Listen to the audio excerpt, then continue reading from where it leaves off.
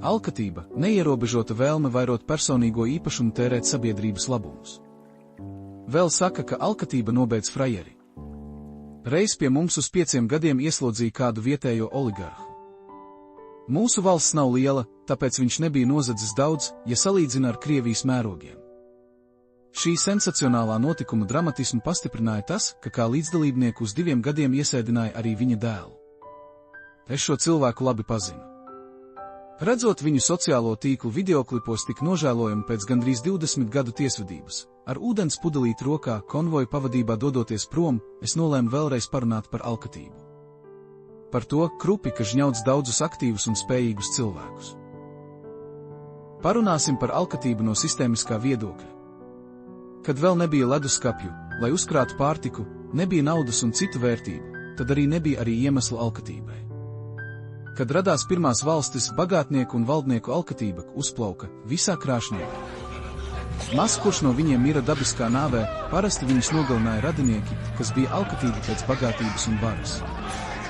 Valdnieki ne tikai aplaupīja savus līdzpilsoņus un daudzas no viņiem ieķēdēja važās, alkatība dzina viņu karaspēkus laupīt kaimiņu zemes. Cilvēces vēsture ir gandrīz nepārtrauktu karu apraksts. Un par godīgiem un drosmīgiem varoņiem Aleksandrs Lielais, Jūlijs Cēzars, Vladimirs Svētais, Saulīte, Pēteris I un citi nebija. No vēstures redzams, ka viņi bija brāļu slepkavas, varmākas un izvirtuļi. Taču vissvarīgāk viņiem bija vēlme vairot bagātību, zemes, vergus un padotos. Mākslas filmās parasti netiek parādīti viņu patiesie, alkatības dzītie motīvi. Piemēram, filmās Amerikas iekarošana bieži tiek attēlota kā kaut kāds svēts process. Gan mūzika, gan aktieri izvēlēti visaugstākajā līmenī. Taču filma patiesībā slavina Eiropas monarhu alkatību, kuri atņēma atpalikušajiem un tehniski vājākajiem indiāņiem viņu svētās relikvijas un zemes.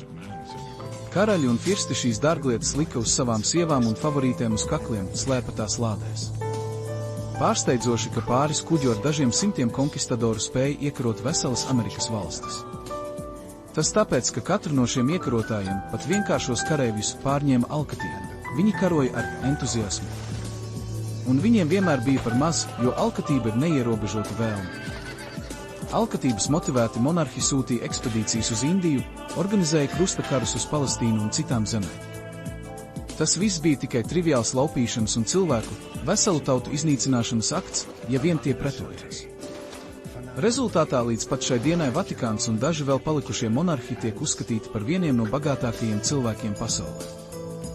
Arī šodien alkatība turpina valdīt valstu iekšējā dzīvē, ja tās vēl atrodas dažādās kapitālisma attīstības stadijās.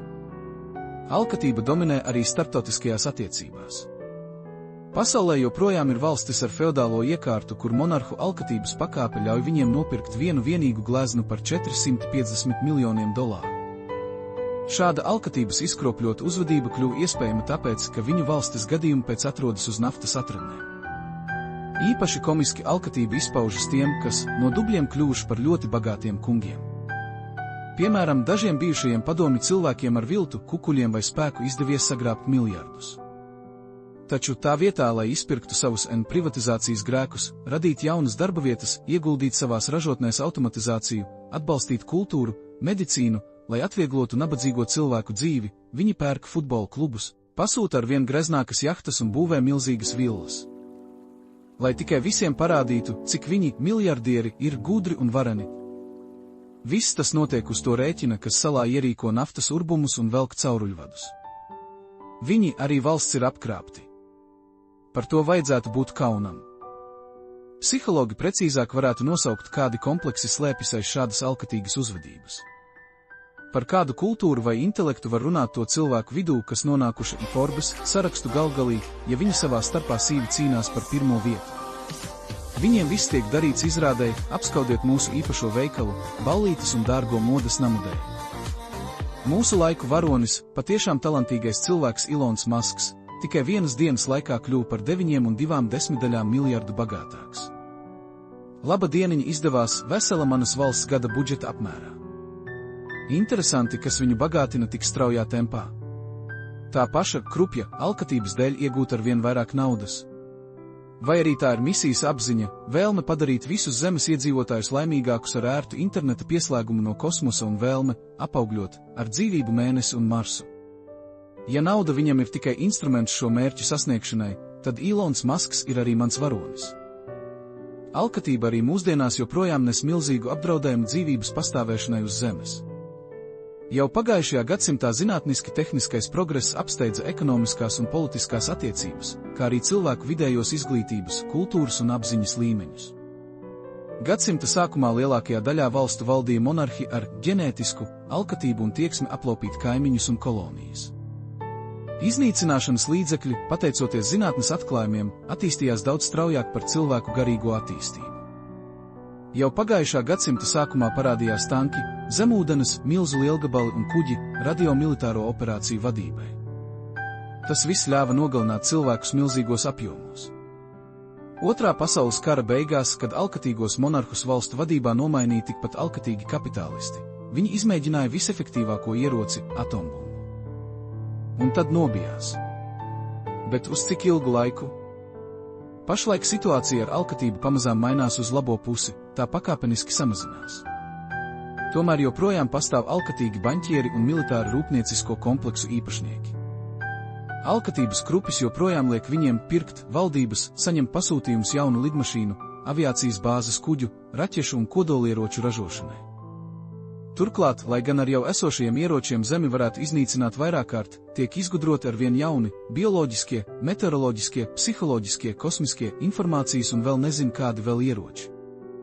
Šīs pasaules varenie provocē apvērsumus un karus, jo tas nozīmē jaunus pasūtījumus militārajam rūpnieciskajam kompleksam, par kuriem maksā viņu nodokļu maksātāji un pat visa pasaule, maksājot milzīgu, miljardiem dolāru vērtu cenu.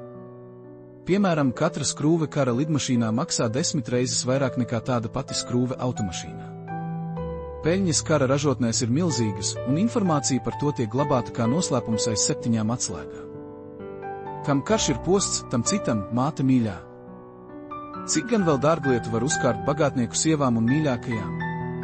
Un kāda jēga miljardiem kontos, ja tos pat nepaspēj iztērēt? Parastiem cilvēkiem to nav iespējams saprast. Mums ar bagātniekiem ir pilnīgi atšķirīgas problēmas, vieniem auskari un kaklarotas šķiet par pieticīgiem, citiem šogad kartupeļi nav padavušies. Man tas šķiet komiski, un reizē uznāk vilšanās cilvēkos, kad redzu, kā populāri dziedātāji un aktieri lielās ar savām mājām, pilīm un dārgo apvidus automašīnu cenām. Tā vairs pat nav alkatības, krupja, izpausme, bet gan izglītības un kultūras trūkums ļoti talantīgiem cilvēkiem. Taču mēs viņiem maksājam par baudu brīvprātīgi. Tāpēc nevar teikt, ka viņi mūs aplaupītu vai piemānītu. Tomēr skumji vērot, kā pandēmijas laikā, kad valdīja bezdarbs izklaides sfērā, daudziem no viņiem nācās pārdot savus mājas un nekad dubļus neredzējušos džipus. Kas cieš vairāk, iepriekš pieminētais oligarhs, kad sēdēja cietumā, vai aktrise, kura nebija alkatīga, tikai nekompetenta finanšu jautājumos, kurai nācās apsēsties pie kases lielveikalā? Es vienmēr priecājos, kad ieraugu informāciju par cilvēkiem, kuri atsakās no kaunpilnās alkatības sajūtas. Jau senajos padomju laikos redzēju piemēru, kā kulturāli cilvēki attiecas pret savu bagātību. Visi zina, ka Zviedrija ir viena no visattīstītākajām pasaules valstīm. Man bija paveicies kopā ar Zviedriem būvēt vienu koksnes pārstrādes rūpnīcu. Reiz vilcienā satiku pazīstamus zviedru šefmontierus, vienu no viņiem nepazinu. Kad viņš stādījās priekšā kā Stenlunds, es teicu, zinu Stenlunds firmu, bet kā tevi sauc? Zviedri pasmējās un sacīja, tas ir uzņēmuma Stenlund īpašnieks. Man, padomju cilvēkam, tas bija neliels šoks, jo dažos darbagaldos rūpnīcā bija šī mana jaunā paziņas uzvārda nospiedums tēraudā. Pamanīju, ka viņam trūkst viena pirksta falangas. Padomāju, galdnieks kā mans onkulis, kurš pazaudēja pirkstu pie kokapstrādes darbgalda. Kamēr Stenlunds strādāja mūsu rūpnīcā, viņš pārģērbies darba spectērpā. Viņš kopā ar zviedru strādniekiem regulēja savus darba galdus. Interesanti bija klausīties Stenlunda sarunas ar strādniekiem, bez augstprātības, ar humoru, neņemot vērā, ka viņš bija miljonārs. Leģendām apvīta ir IKEA dibinātāja Ingvara Kamprada personība. Būdams viens no bagātākajiem pasaules cilvēkiem, skaitot mēbeļu ražošanas jaudas un tirdzniecības tīklus, viņš parasti pats brauca ar vecu Volvo. Reiz apsargi nevēlējās viņu laist uz starptautisku konferenci par kokapstrādi, jo viņš ieradās ar reisa autobusu. Skandināvijas valstu valdības locekļi, pat parlamentu priekšsēdētāji, bieži brauc ar sabiedrisko transportu. Viņiem nav ne jahtu, ne futbola klubu. IKEA īpašnieks, būdams kulturāls un gudrs uzņēmējs, radīja mūsdienīgu IKEA stilu, vienkāršas, funkcionālas un lētas mēbeles vidusšķiras sabiedrībai. Šis ir jauns stils, pat filozofija, ko Zviedrijā sauc par lagomu. Pajautājiet Google, un jūs redzēsiet, ka Zviedrijā lepnumu par bagātību, dārgiem auto un Kirkorova stila apģērbu uzskatīta par nekulturālu un nemodernu. Alkatība Zviedrijā ir nopūtusies. Un ne tikai Zviedrijā, bet arī citās visattīstītākajās pasaules valstīs. Blogera Ptuškina gandrīz stundu garā filma par Zviedriju to ļoti talantīgi un pamācošā veidā to demonstrē. Par savu varoni es uzskatu arī bijušo Urugvajas prezidentu Jose Muhika. Viņš nopelnīja tautas mīlestību ar reformām, kas samazināja sociālo netaisnību. Prezidentu Pepe, kā viņu mīļi sauc ļaudis, liktenis vieno ar Nelsona Mandelas, Fidela Castro un citu Latīņamerikas revolūciju līderu likteņiem. Jose arī pavadīja 14 gadus cietumā. Viņš vienmēr bija kreisās politikas piekritējs. Pasaulē viņš pazīstams kā nabadzīgākais prezidents, jo atteicās no algas tautas izglītības labā. Vēlāk atteicās arī no pensijas. Uzskatīja, ka sievas alga ir pietiekama viņa ģimenei. Jose dzīvoja 90 gadus laukos un barojās no sava neliela dārza. Es skatījos viņa tikšanos ar vienu no ASV prezidentiem. Šķita, par ko viņi vispār varēja runāt, glancēts un saksofonists izvirtulis. Un cilvēks, kas dzīvoja vienkāršu cilvēku dzīvi. Mājās viņš nesāja lētus apavus, čības vai sandalas, ar kuriem viņš devās uz savu dārzu. Viņi runāja par dažādām lietām, kad abi vēl bija prezidenti. Tie bija cilvēki no pagātnes un nākotnes. Uzminiet, kurš ir kas?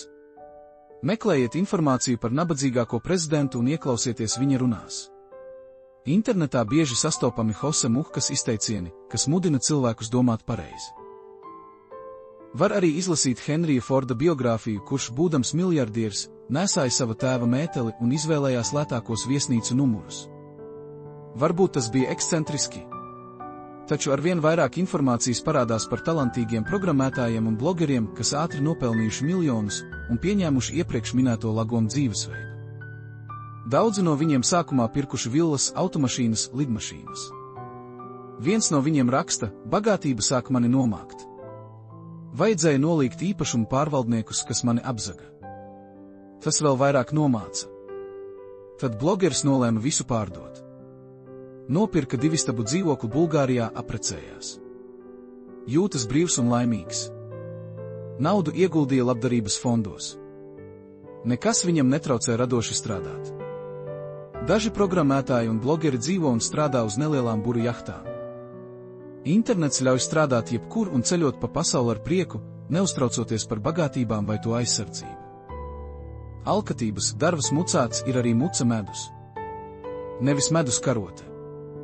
Ir zināms, ka valdnieku alkatība, lai apspiestu nabagus un aplaupītu tuvākos un tālākos kaimiņus, lika izgatavot garākus un asākus šķēpus, ātrākus kara ratus, precīzākus mušķetes un tālšāvēja lielgabalus, ātrākus lidaparātus un lielākus kara kuģus. Taču drīz parādījās tvaika dzinēji, audēju stēles, dzelzceļu un lidmašīnas, radio, televīzija un cita tehnika, kas sākotnēji bieži tika izmantota militārā jomā, taču vēlāk sāka uzlabot parastu cilvēku dzīvi. Bruņojuma ražošanā var nopelnīt daudz, bet arī pārtikas sadzīves tehnikas ražošanā, dzīvokļu celtniecībā un pakalpojumu sniegšanā masveidā iespējams nopelnīt gana daudz. Šeit alkatība un kapitālistu konkurence darbojas parastu cilvēku labā, jo konkurence uzlabo preču kvalitāti un dzīvokļu komfortu. Tomēr alkatīgie kapitālisti pat veselības aprūpē neatsakās nopelnīt milzīgas naudas summas. Pandēmija kā karš viņiem kļuva par māti mīļoni. Uz spēles ir miljardu apgrozījums, un alkatība pandēmijas laikā bija acīmredzama. Zinātniski tehnisko progresu neveido tikai slaveni zinātnieki, bet arī alkatīgi kapitālisti, kas finansē zinātni un gūst no tā peļņu. Lai tas būtu tā, ka Bills Gates ir starp visbagātākajiem, taču pateicoties viņam, mums ir Microsoft gandrīz visos datoros. Internets, kura lomu cilvēces attīstībā ir grūti pārvērtēt, arī ir alkatīgu uzņēmēju produkts. Bet ja alkatība vispār nebūtu parādījusies cilvēku daļas dvēselēs uz Zemes pirms 5 līdz 6 tūkstošiem gadu, Droši vien mēs joprojām dzīvotu alās kā savos pirmajos miljonos gadu pēc tam, kad parādījās cilvēks domājošais. Alkatība izraisīja milzīgu ciešanu un upuru skaitu cilvēku vidū. Taču pateicoties tai dažu tūkstošu gadu laikā mēs pacēlāmies kosmosā.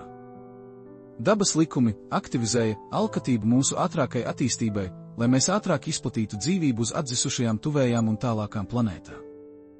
Tādējādi daba ar lielo burtu dēļ liek mums īstenot savus lokālos, lai arī pagaidu, risinājumus cīņā ar neizbēgamo siltuma nāvi.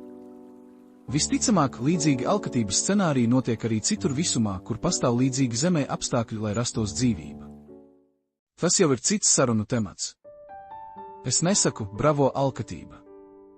Ar to ir jācīnās un jāsaprot tās būtība. Un vēl jāapzinās, ka dabai nav nekā personīga pret katru no cilvēkiem, kuri cieta vai tika nogalināti alkatības dēļ. Dabas likumi ir bargi, bet pareizi.